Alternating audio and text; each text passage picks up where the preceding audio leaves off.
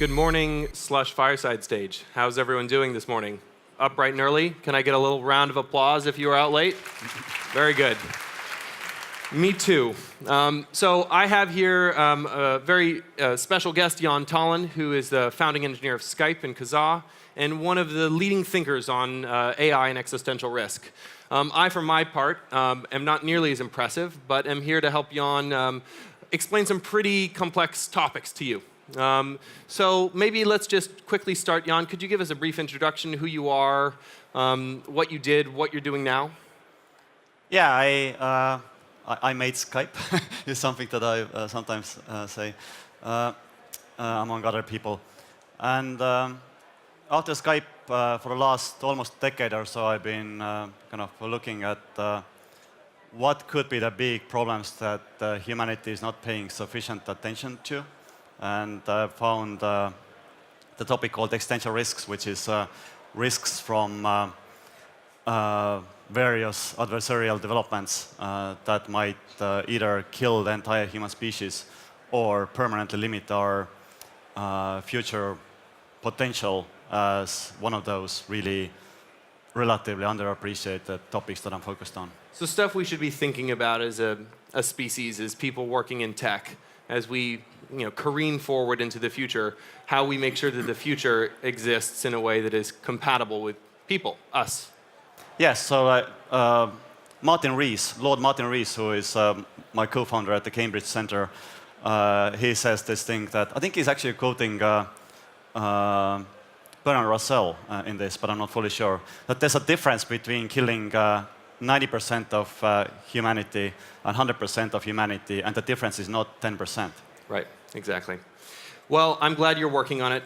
So you've sort of talked to us about what existential risk is, but maybe tell me a little bit about how AI fits into this schema and why, when we're so seemingly far away from Terminator 2, we should be thinking about AI in the same sentence as existential risk.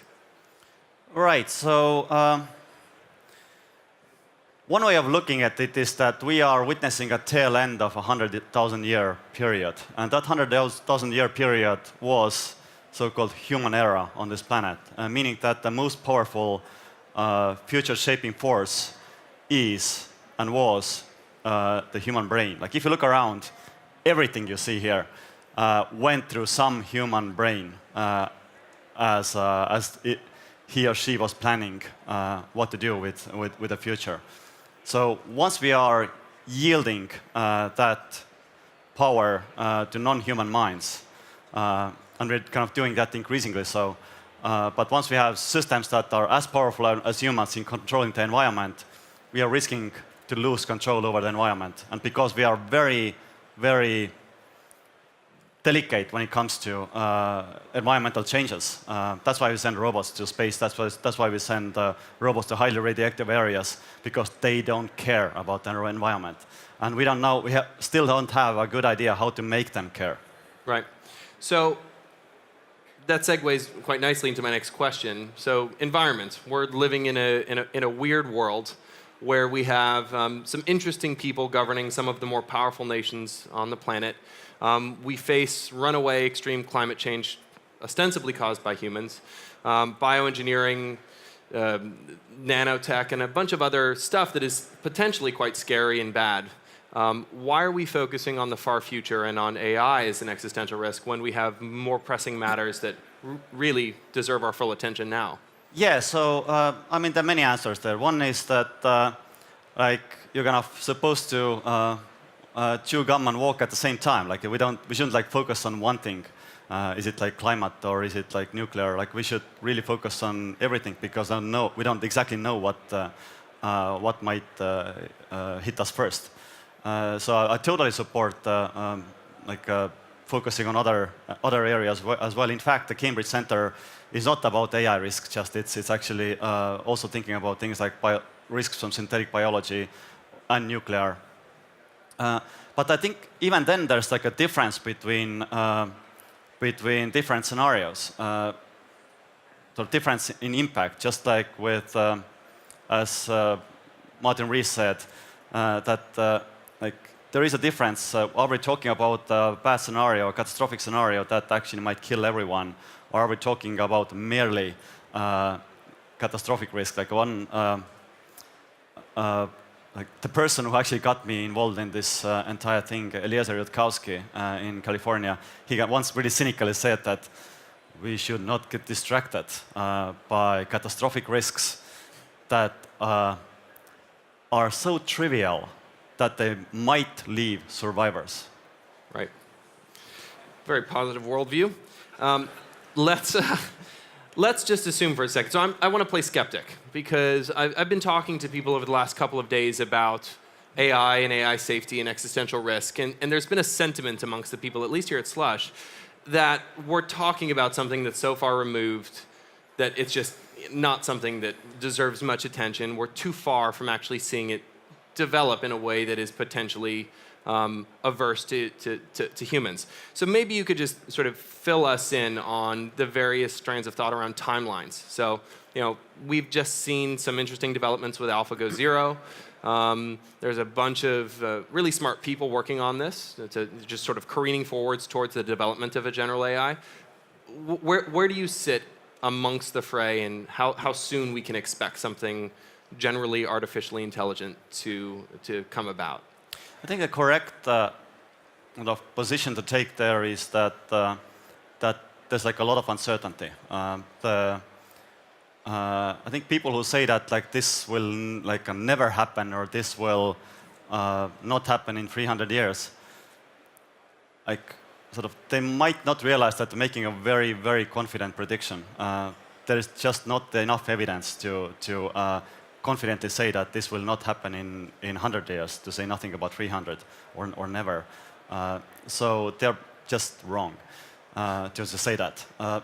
Unless they know something that like people that I talk to at DeepMind and OpenAI, etc., don't. And like the thing is that if you are really uncertain about the situation, that doesn't mean that that gives you luxury to just sit back and relax. Because like imagine if you're on a plane and now there's an announcement that 40% of people or experts, aviation experts, that think that this plane is going to crash if it takes off. But don't worry, like 60% think that that it's going to be okay. I'm not actually using those percentages, not coincidentally. That was the result of a survey last year of published AI experts, and 40% now think that this is a serious issue, the superintelligence control problem.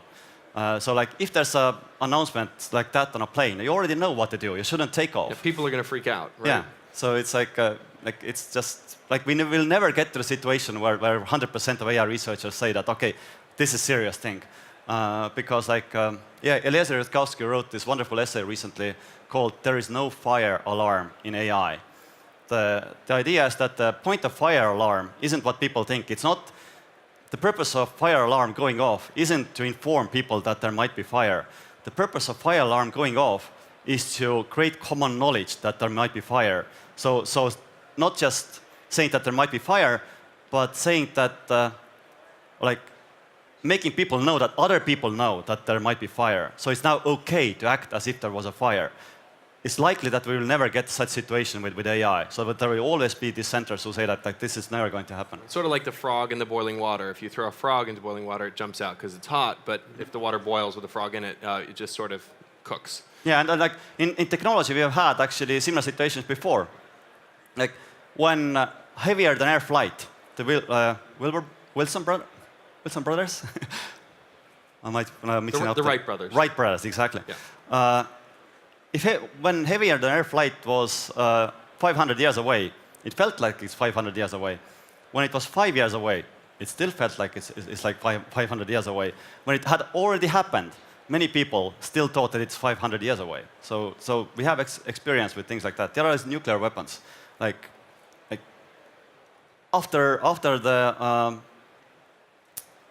first test of nuclear weapons, the nuclear weapons seemed like an impossibility. In fact, Ernst Rutherford dismissed nuclear weapons as moonshine just 24 hours before they were invented. Right. So like people humanity doesn't have a great track record saying that something technological doesn't happen. Yeah, so prediction is tough. So let's take for granted that this is going to happen, and let's say that it's going to happen at some point in the nearest future. Is it fair to say, 100 years with a 50% probability? I mean, I'm like, okay, one thing that you have to kind of qualify is that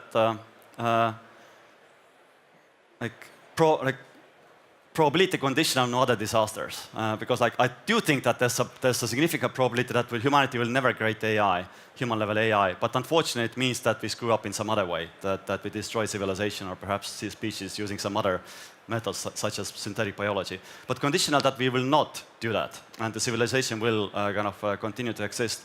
Myself, I would give significantly higher probability during the next century than 50%. My 50% right now is in about 25 years or so. Oh, okay. So let's take that as an assumption that we make about when things are going to happen. If that's the case, how should we be thinking about this? Because it seems to me that before we can start to think about safety around something that's so abstract, we need to essentially have a framework through which to consider it. Mm-hmm. And I think most people tend to think that framework is a philosophical one. So maybe can you talk about how we should be starting this conversation amongst people working in this space and so I think those who want to? There's like a really interesting and fertile intersection between philosophy and computer science right now. People who are kind of thinking about algorithms, thinking about agents in general, while being informed about philosophical considerations, things like anthropic principle and like how should we think about multiverse, things like that. Because like one way of putting it is that imagine if we still had the understanding of the world that is composed of 4 elements, like fire, earth, air, and what was the 4th one? I forget. Water. Then like, and we try to using that knowledge to create an AI, like we will and try to explain to AI what is a good future that we wanted to create using those 4 elements. I mean, would just get a random outcome because like our ontology is just completely screwed up. And more realistically, if you hadn't realized that the quantum physics is a thing, we still were in Newtonian. Our philosophical understanding is that we are living in a Newtonian world.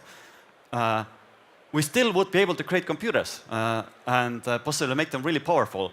But if you tried to wire in basic ontology of Newtonian physics into an AI that then discovers that, wait a minute, we are actually not in a Newtonian world, we're going to have what is known in philosophy as ontological crisis. And this is like one of the another like really deep examples. I know a friend of mine is doing actually his philosophy PhD on this topic. That's really relevant to AI, AI future. The other term that gets thrown around, which is slightly heady, is coherent extrapolated volition. Mm-hmm. You're going to explain it better than I will. So maybe you could just quickly tell us what that is and why we should be thinking about it. Right. So the overarching term for what we need to do in order to ensure a good future with AI is called value alignment. Like kind of once we admit that we can't control something that is superhumanly intelligent, a friend of mine says that if you are a superhuman AI waking up in its box that has been built by humans, it's like a human waking up in a prison that has been built by a bunch of blind 5-year-olds who know nothing about prisons nor vision. Right. So if you will not have the ability to control superhuman AI, we have to ensure that it's so-called value aligned. What it means is that its idea of good future is identical to what our idea of good future is, or more importantly, what it should be. Because we know that over time, humanity has gone through things like moral evolution. Like we have had like insights, like Rawls, for example, last century had these like wonderful insights, things like veil of ignorance, for example, the principle of common good. So the we are clearly evolving. Like so we shouldn't like fix our current values or our current idea of what the good future is. So we should basically take one step back and define our good future as something that we would want if we were smarter, if we were kind of more coherent, more kind of like better. Yeah, like more coherent, more consistent in what we want, and that's basically is called coherent for extrapolated volition. Again, another philosophical term. Right. So I want to talk about. We have a couple of minutes left. There's been a couple of questions about Neuralink. You gave me a good analogy backstage that essentially trying to create a link between an AI and a human brain in the way that Neuralink is trying to do is sort of like trying to compare horses to supercars and saying we just need a horse with a stronger rope. Yeah, the exact quote was by a friend of mine who is economist at George Mason University, Robin Hanson. He said that like trying to make humans competitive with computers is just like using neural interfaces is like trying to make horses competitive with cars by developing stronger ropes. Right. That, much more well said than I did. So we have a minute left.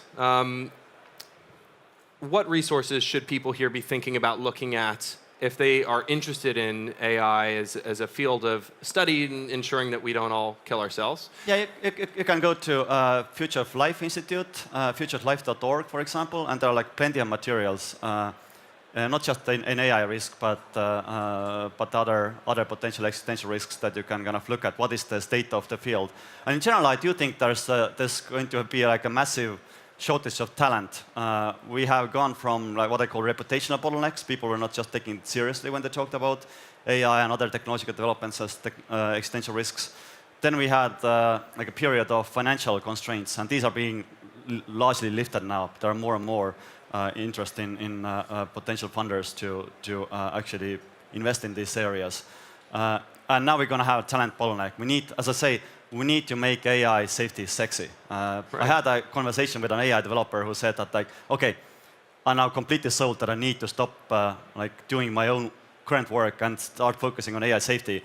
But like, I get so much recognition when I do AI capabilities research. Like, if I push the boundary a little bit, like I get like applause all around.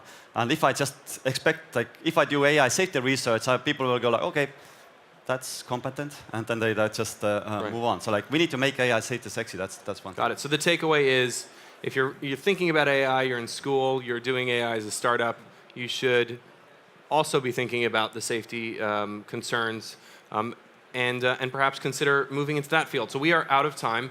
I'd like to thank you all for waking up early and listening to Jan and I, or Jan talk.